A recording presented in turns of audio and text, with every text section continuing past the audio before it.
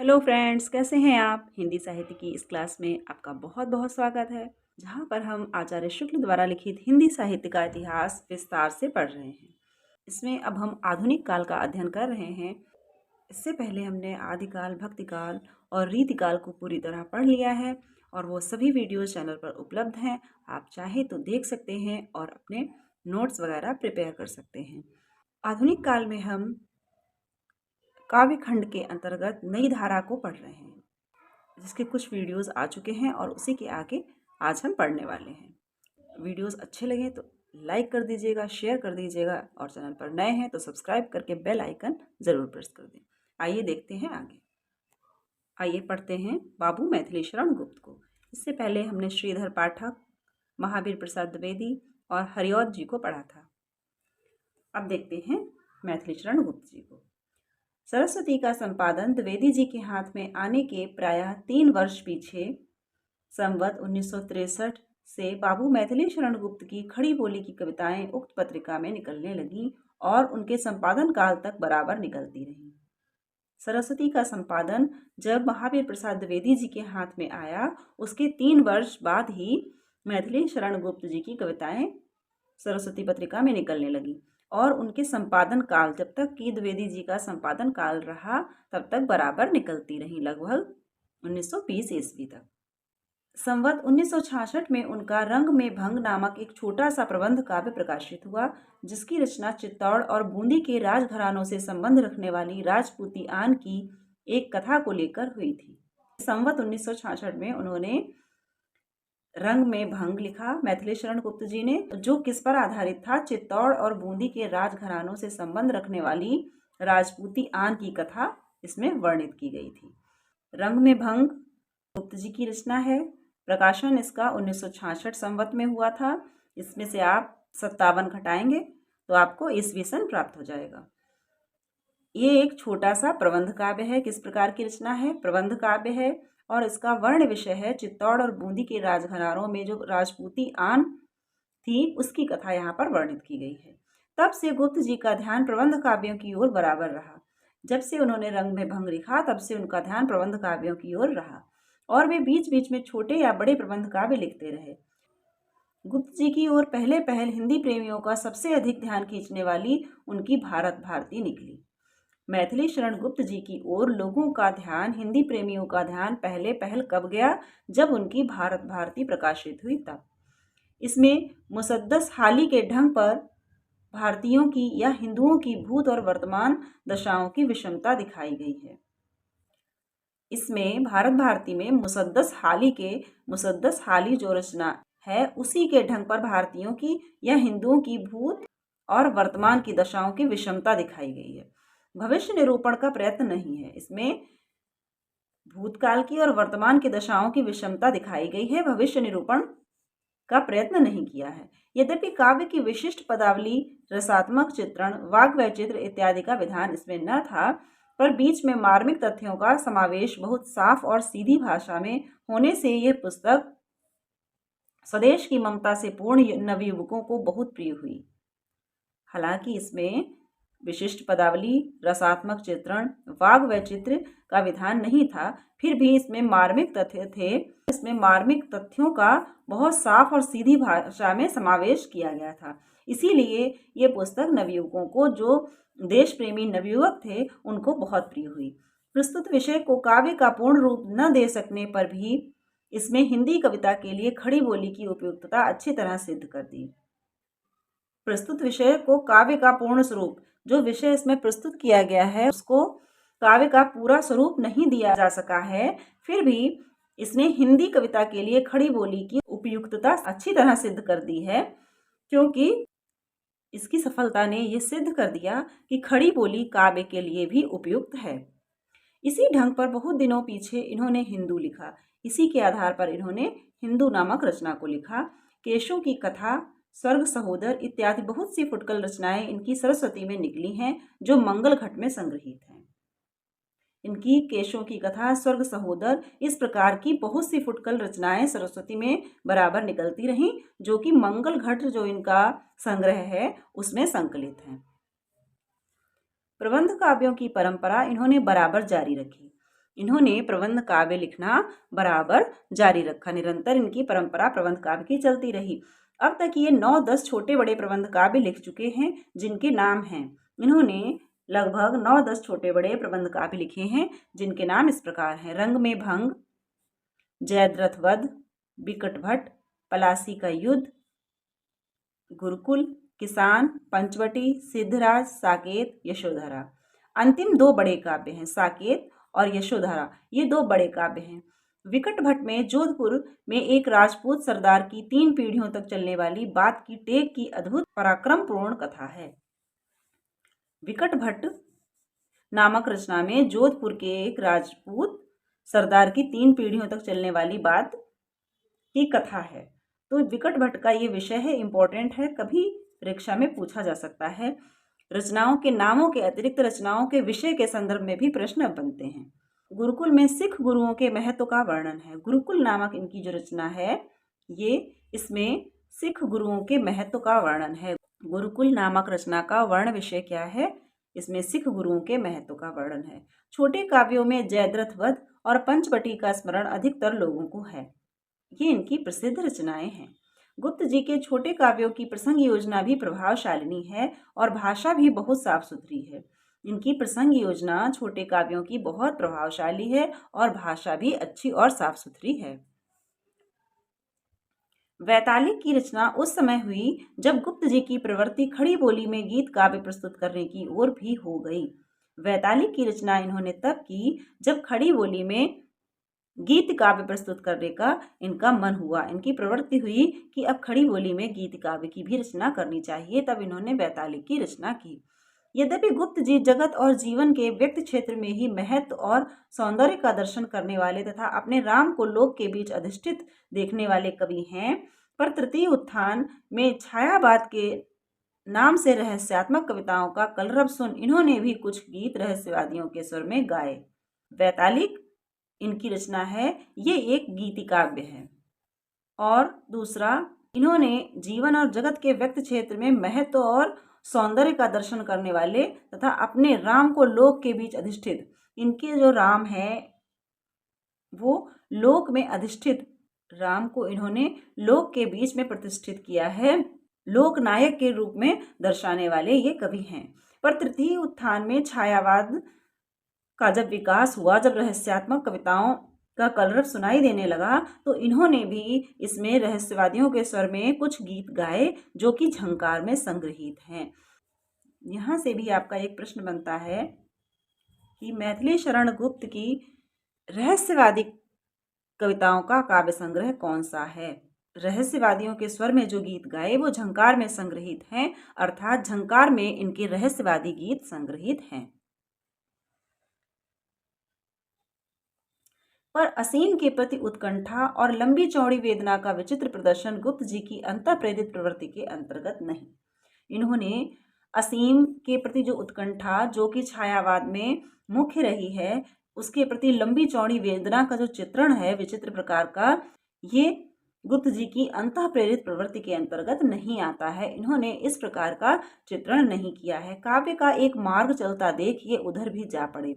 ये काव्य का एक मार्ग चलता देख कि छायावादी मार्ग चल रहा था, सभी कवि उसी में रचना कर रहे थे, ये देखकर इन्होंने ये रचनाएं की हैं। परंतु इनकी अंतः प्रवृत्ति जो थी वो जो छायावाद की मुख्य प्रवृत्ति थी उसके प्रति नहीं थी। साकेत और यशोधरा इनके 2 बड़े प्रबंध हैं। साकेत और यशोधरा ये इनके 2 बड़े प्रबंध काव्य हैं। दोनों में उनके काव्यत्व का तो पूरा विकास दिखाई पड़ता है, पर प्रबंधत्व की कमी है। आचार्य शुक्ल ने कहा है कि काव्यत्व तो पूरा है, काव्यत्व का विकास तो है इन ग्रंथों में, पर जैसा कि ये प्रबंध काव्य हैं, इनमें प्रबंध तत्व की कमी है। बात यह है कि इनकी रचना उस समय हुई जब गुप्त जी की प्रवृत्ति गीति काव्य या नए ढंग के प्रगीत मुक्तकों की ओर हो चुकी थी। इनकी रचना तब हुई जब गीति काव्य या मुक्तकों की ओर गुप्त जी की प्रवृत्ति थी, अर्थात वो उस प्रकार की रचनाएं करने की ओर प्रवृत्त हुए कर रहे थे। साकेत की रचना तो मुख्यतः इस उद्देश्य से हुई कि उर्मिला काव्य की उपेक्षिता न रह जाए। साकेत की रचना गुप्त जी ने क्यों की? इसलिए कि उर्मिला काव्य की उपेक्षिता न रह जाए। पूरे 2 सर्ग 9 और 10 उसके वियोग वर्णन में खप गए हैं। साकेत में अगर पूछा जाए तो उर्मिला का वियोग वर्णन किन सर्गों में है, तो उर्मिला का वियोग वर्णन 9 और 10 सर्गों में है। इस वियोग वर्णन के भीतर ये काव्य की उपेक्षिता, इनका इतना महत्व होने के बाद भी इन पर काव्य रचना नहीं हुई है, ये चरित्र काव्य में उपेक्षित रह गए हैं। इसको दिखाने के लिए, इसको प्रकाश में लाने के लिए द्विवेदी जी ने एक लेख लिखा था। उसी से प्रेरित होकर गुप्त जी ने साकेत की रचना की थी। इसीलिए यहाँ पर लिखा है कि उर्मिला काव्य की उपेक्षिता न हो रह जाए, इसलिए साकेत की रचना की गई और इसीलिए उर्मिला को महत्व देते हुए ही इन्होंने 9 और 10 पूरे 2 सर्ग उसके वियोग वर्णन में खपा दिए। इस वियोग वर्णन के भीतर कवि ने पुरानी पद्धति के आलंकारिक चमत्कारपूर्ण पद तथा आजकल की नई रंगत की वेदना और लाक्षणिक वैचित्र्य वाले गीत दोनों रखे हैं। इस वियोग वर्णन की विशेषता क्या है कि इसमें पुरानी पद्धति के जो अलंकारिक चमत्कारपूर्ण पद हैं वे भी रखे गए हैं और लाक्षणिक नई जो रंगत की वेदना है, लाक्षणिक वैचित्र्य है जो छायावाद में उस समय चल रहा था, उस प्रकार के भी गीत रखे गए हैं। काव्य का नाम साकेत रखा गया है, जिसका तात्पर्य यह है कि इसमें अयोध्या में होने वाली घटनाओं और परिस्थितियों का ही वर्णन प्रधान है। साकेत इसका नाम इसलिए रखा गया है कि इसमें अयोध्या में होने वाली घटनाओं और परिस्थितियों का ही प्रधानता वर्णन किया गया है। मुख्य रूप से साकेत के इर्द गिर्द ही घूमने वाली कहानी है। राम के अभिषेक की तैयारी से लेकर चित्रकूट में राम भरत मिलन तक की कथा 8 सर्गों तक चलती है। अब यहाँ पर आप साकेत की कथा को समझ लीजिए कि इस कथा का सृजन गुप्त जी ने किस प्रकार किया है और कौन से सर्ग में कहाँ तक की कथा है। राम के अभिषेक की तैयारी से लेकर चित्रकूट में राम भरत मिलन, अभिषेक की तैयारी, उसके पश्चात वनवास, फिर उसके बाद जब भरत राम से मिलने जाते हैं वहां तक की कथा 8 सर्गों तक चलती है। उसके उपरांत 2 सर्गों तक उर्मिला की वियोगावस्था की नाना अंतर्वृत्तियों का विस्तार है। उसके उपरांत 2 सर्गों तक उर्मिला की वियोग अवस्था की नाना अंतर्वृत्तियों का विस्तार है। 9 और 10 सर्ग में उर्मिला की जो वियोग की नाना अवस्थाएं हैं उनका ही चित्रण हुआ है और इसमें बीच बीच में अत्यंत उच्च भावों की व्यंजना भी है। सूरदास की गोपियां वियोग में कहती हैं। अब यहाँ पर शुक्ल जी ने सूरदास की गोपियों और उर्मिला की तुलना की है कि वियोग में सूरदास की गोपियों की दशा क्या है और वो अपना वियोग किस प्रकार वर्णित करती हैं और उर्मिला अपना वियोग किस प्रकार वर्णित करती हैं, वियोग में क्या कहती हैं, वो यहाँ पर एक साथ दिखाया है। गोपियां वियोग में कहती हैं, मधुवन तुम कत रहत हरे, विरह वियोग श्याम सुंदर के काहे न उकठ पड़े। यहाँ पर गोपियां कहती हैं कि मधुवन तुम हरे भरे कैसे हो, कृष्ण के वियोग में भी तुम हरे भरे कैसे हो, इस वियोग में तुम श्याम के वियोग में उखड़ क्यों नहीं गए, अपनी जगह पर खड़े कैसे हो, हरे भरे कैसे हो। पर उर्मिला कहती हैं, रह चिर दिन तू हरी भरी, बड़ सुख से बड़ सृष्टि सुंदरी। अब ये विरह में कहती हैं सृष्टि को उलाहना देते हुए कि तुम हरे भरे क्यों हो और उखड़ क्यों नहीं गए अपनी जगह से, क्यों ना उकट पड़े। और वहीं पर उर्मिला कहती हैं, अब प्रकृति से कहती हैं कि रह चिर दिन तू हरी भरी, तू चिर काल तक हरी भरी रहे, बड़ सुख से बड़ और सुख से बड़ सृष्टि सुंदरी, ये प्रकृति सुंदरी सृष्टि सुंदरी तो सुख से बढ़ और चिर काल तक बनी रहे। प्रेम के शुभ प्रभाव से उर्मिला के हृदय की उदारता का और भी प्रसार हो गया है। इस प्रकार के वर्णन से उर्मिला का जो हृदय है उसकी विशालता का परिचय मिलता है कि कितना विशाल उर्मिला का हृदय है और कितना उदार है। वियोग की दशा में प्रिय लक्ष्मण के गौरव की भावना उसे संभाले हुए है। वियोग की अवस्था में लक्ष्मण के गौरव की भावना उसे संभाले हुए है, उसे गर्व है लक्ष्मण पर।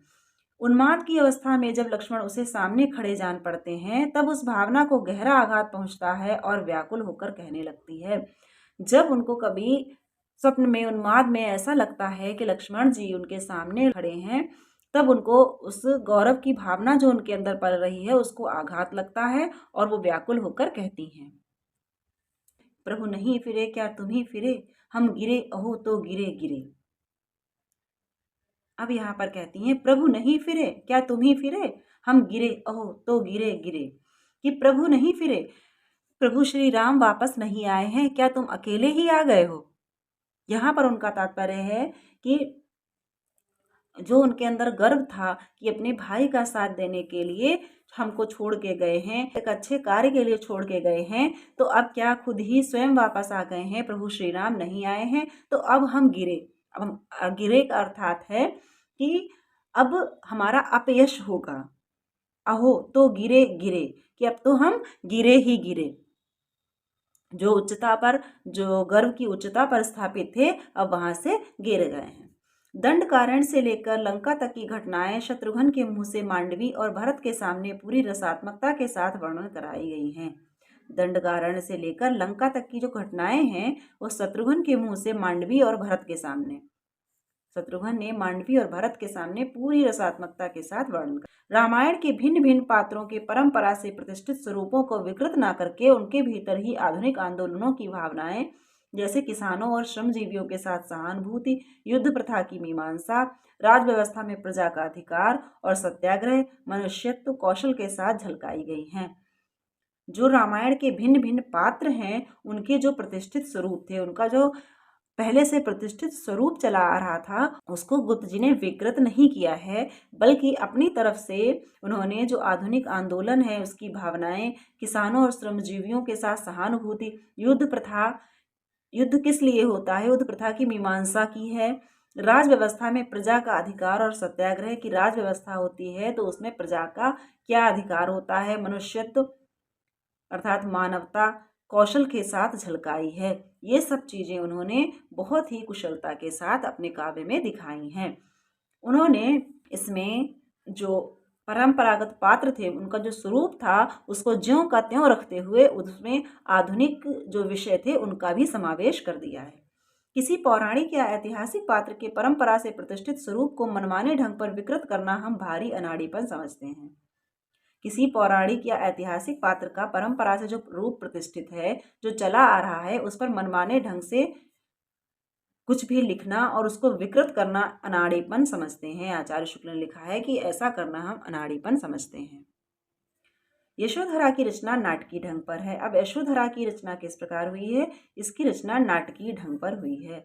उसमें भगवान बुद्ध के चरित्र से संबंध रखने वाले पात्रों के उच्च और सुंदर भावों की व्यंजना और परस्पर कथोपकथन है। उसमें जो भगवान बुद्ध हैं उनके चरित्र से संबंध रखने वाले पात्र और उनके उच्च और सुंदर भावों की व्यंजना है, उनके प्रति उनके जो सुंदर और उच्च भाव हैं उनकी व्यंजना की गई है, उनको व्यक्त किया गया है और परस्पर कथोपकथन है, संवाद है, जिसमें कहीं कहीं गद्य भी है। इसमें कहीं कहीं गद्य वाले संवाद भी हैं, गद्य भी है। भाव व्यंजना प्रायः गीतों में है और जो भाव व्यंजना है वो प्रायः गीतों में ही है, परंतु इसमें यशोधरा नामक इनकी जो रचना है उसमें कहीं कहीं गद्य भी है। यशोधरा नामक इनकी रचना में कहीं कहीं पर गद्य भी मिलता है। द्वापर में यशोदा, राधा, नारद, कंस, कुब्जा इत्यादि कुछ विशिष्ट व्यक्तियों की मनोवृत्तियों का अलग अलग मार्मिक चित्रण है। द्वापर जो रचना है उसमें यशोदा, राधा, नारद, कंस, कुब्जा इत्यादि जो विशिष्ट व्यक्ति हैं उनकी मनोवृत्तियां क्या हैं उसका अलग अलग मार्मिक चित्रण किया गया है। नारद और कंस की मनोवृत्तियों के स्वरूप तो बहुत ही विशद और समन्वित रूप से सामने रखे गए हैं। नारद और कंस की जो मनोवृत्तियां हैं उसका जो स्वरूप है उसको बहुत ही विशद और समन्वित रूप से, मतलब बहुत ही बड़े स्तर पर व्यक्त किया गया है और उसका समन्वित रूप सामने रखा गया है कि किस प्रकार की मनोवृत्तियां हैं, उन सब का समन्वित रूप सामने रखा गया है। गुप्त जी ने अनघ, तिलोत्तमा, चंद्रहास नामक 3 और छोटे छोटे पद्यबद्ध रूपक भी लिखे हैं। गुप्त जी के रूपक कौन से हैं? अनघ, तिलोत्तमा और चंद्रहास। ये इनके छोटे छोटे पद्यबद्ध रूपक हैं, अर्थात आप नाटक कह सकते हैं जो पद्यबद्ध हैं। अनघ में कवि ने लोक व्यवस्था के संबंध में उठी हुई आधुनिक भावनाओं और विचारों का अवस्थान प्राचीन काल के भीतर ले जाकर किया है। अनघ का वर्ण विषय क्या है? गुप्त जी का जो अनघ रूपक है उसका विषय क्या है? उसमें लोक व्यवस्था के संबंध में जो आधुनिक भावनाएं होती हैं और जो विचार होते हैं उनको प्राचीन काल के भीतर ले जाकर दिखाया है। वर्तमान किसान आंदोलन का रंग प्रधान है और इसमें वर्तमान किसान आंदोलन को मुख्य रूप से दिखाया गया है। तो किसान आंदोलन को गुप्त जी के किस नाटक में दिखाया गया है? तो दिखाया गया है अनग में। गुप्त जी की प्रतिभा की सबसे बड़ी विशेषता है कालानुसरण की क्षमता, अर्थात उत्तरोत्तर बदलती हुई भावनाओं और काव्य प्रणालियों को ग्रहण करते चलने की शक्ति। उनकी प्रतिभा की सबसे बड़ी विशेषता क्या थी? कि कालानुसरण की क्षमता। वो समय का अनुसरण करते हुए चलते थे। जिस प्रकार की रचनाएं जिस काल में हो रही थी उस प्रकार की रचनाएं उन्होंने की। उत्तरोत्तर जो बदलती हुई भावनाएं थीं, जो समय के साथ बदल रही थी काव्य भावनाएं, उसका अनुसरण करते हुए उन्होंने लिखा। समय के अनुसार उत्तरोत्तर बदलती हुई काव्य प्रणालियों और भावनाओं को वो ग्रहण करते थे और उसी के अनुरूप अपनी काव्य रचना करते थे। इस दृष्टि से हिंदी भाषी जनता के प्रतिनिधि कवि ये निसंदेह कहे जा सकते हैं। इस दृष्टि से अगर देखा जाए तो ये हिंदी भाषी जनता के प्रतिनिधि कवि निसंदेह ही कहे जा सकते हैं।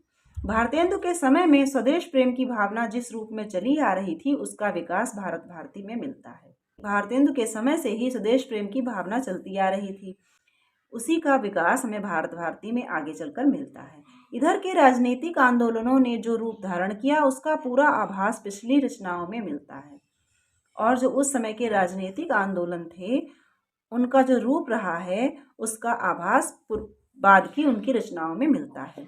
सत्याग्रह, अहिंसा, मनुष्यत्ववाद, विश्व प्रेम, किसानों और श्रमजीवियों के प्रति प्रेम और सम्मान सबकी झलक हम पाते हैं। इनकी ये बाद की जो रचनाएं हैं जो निरंतर सरस्वती में प्रकाशित होती रहीं, उसमें इन सब राजनीतिक आंदोलनों और उस समय की राजनीतिक सामाजिक परिस्थिति का चित्रण हमें इन रचनाओं में मिलता है।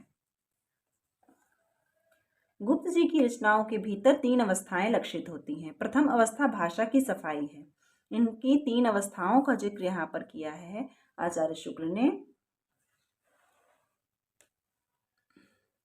यहाँ से आपका कथन के रूप में भी पूछा जा सकता है कि गुप्त जी की प्रतिभा की सबसे बड़ी विशेषता है कालानुसरण की क्षमता, अर्थात उत्तरोत्तर बदलती हुई भावनाओं और काव्य प्रणालियों को ग्रहण करते चलने की शक्ति।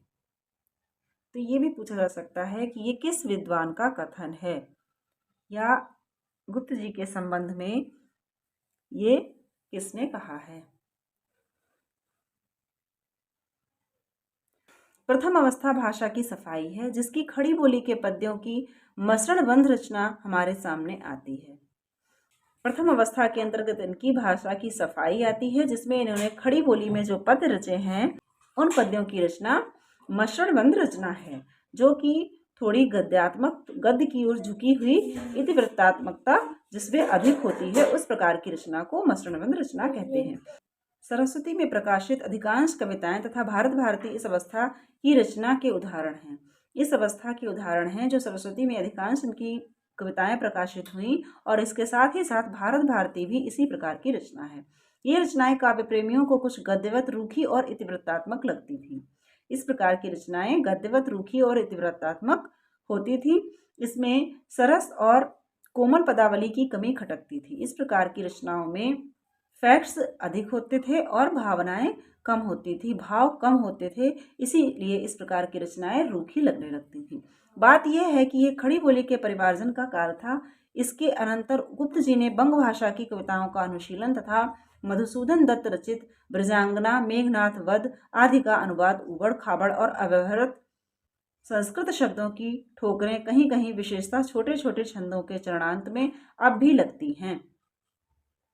इसके बाद अब ये खड़ी बोली के परिमार्जन का काल था। इसके अनंतर उसके बाद गुप्त जी ने बंग भाषा की कविताओं का अनुशीलन तथा मधुसूदन दत्त, इन्होंने बंग भाषा के आधार पर कविताएं करना प्रारंभ किया। उस बंग भाषाओं की कविताओं का अनुशीलन किया। मधुसूदन दत्त रचित ब्रजांगना, मेघनाद वध आदि का अनुवाद ऊबड़ खाबड़ और अव्यवहृत जो संस्कृत शब्द हैं उनमें किया। तो इस प्रकार के अव्यवहृत शब्दों की ठोकरें कहीं कहीं और विशेषकर छोटे छोटे छंदों में जो चरणांत है उसमें भी अभी भी लगती हैं। भारत भारती और वैतालिक के बीच की रचनाएं इस दूसरी अवस्था के उदाहरण में ली जा सकती हैं। अब ये दूसरी अवस्था का जो उदाहरण है इसमें भारत भारती और वैतालिक नाम की रचनाओं को लिया जा सकता है। इसके उपरांत छायावाद कही जाने वाली कविताओं का चलन होता है। और उसके बाद छायावाद के नाम से जो कविताएं जानी जाती हैं, छायावादी जो कविताएं हैं, उनका चलन हो गया। और गुप्त जी का झुकाव प्रगीत मुक्तकों लिरिक्स। फिर जब छायावाद का चलन हो गया तो गुप्त जी का झुकाव छायावादी रचनाओं की ओर हो गया और इन्होंने मुक्तकों अर्थात लिरिक्स में रचना करना प्रारंभ कर दिया और अभिव्यंजना के लाक्षणिक वैचित्र की ओर भी इनका ध्यान गया। छायावादी प्रवृत्ति वाली कविताओं की ओर भी हो गया। इस झुकाव का आभास साकेत और यशोधरा में भी पाया जाता है और ये छायावाद की ओर जो इनका झुकाव हुआ उसका आभास साकेत और यशोधरा में पाया जाता है। ये तीसरी अवस्था है, ये इनकी तीसरी अवस्था थी। गुप्त जी वास्तव में सामंजस्यवादी कवि हैं, प्रतिक्रिया का प्रदर्शन करने वाले अथवा मद में झूमने या झीमने वाले कवि नहीं हैं। गुप्त जी सभी से सामंजस्य, सभी जो काव्य परंपरा की प्रणालियां हैं उनका सामंजस्य करके इन्होंने रचना की है, तो ये एक प्रकार से सामंजस्यवादी कवि हैं। प्रतिक्रिया का प्रदर्शन करने वाले, अपनी प्रतिभा का अनोखा प्रदर्शन करने वाले या अपने मद में झूमने वाले कवि नहीं हैं। इन्होंने सभी प्रणालियों को स्वीकार किया और उसी के अनुरूप रचना की। सब प्रकार की उच्चता से प्रभावित होने वाला हृदय उन्हें प्राप्त है। सभी प्रकार की उच्चता से जो प्रभावित होने वाला हृदय है, इस प्रकार का हृदय गुप्त जी को प्राप्त है।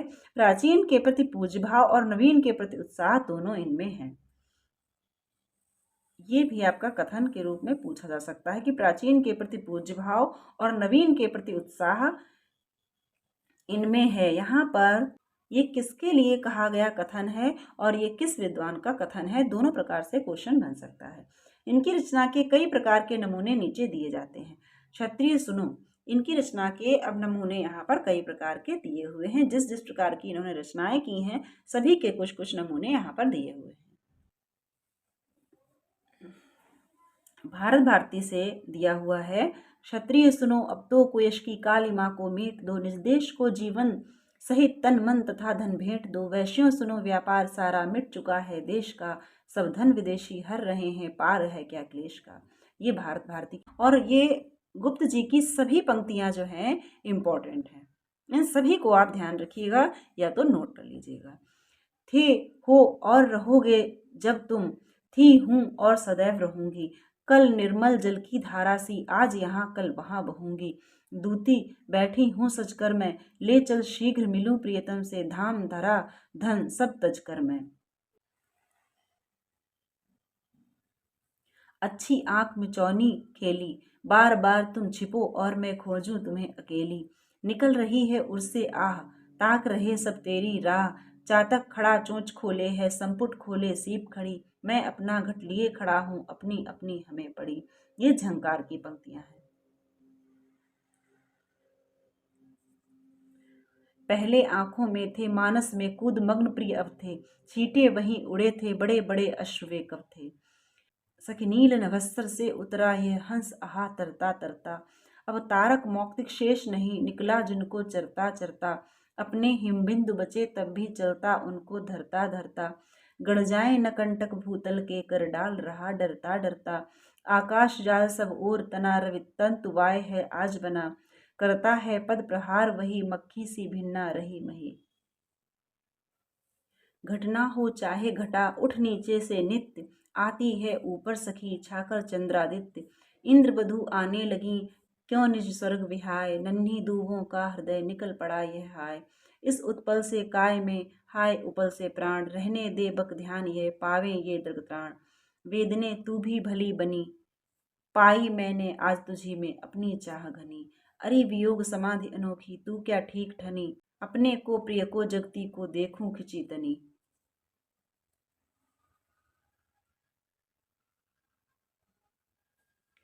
हाँ मेरे कुंजों का कूजन रोकर निराश होकर सोया, वह चंद्रोदय उसको उड़ा रहा है धवल वसन सा धोया।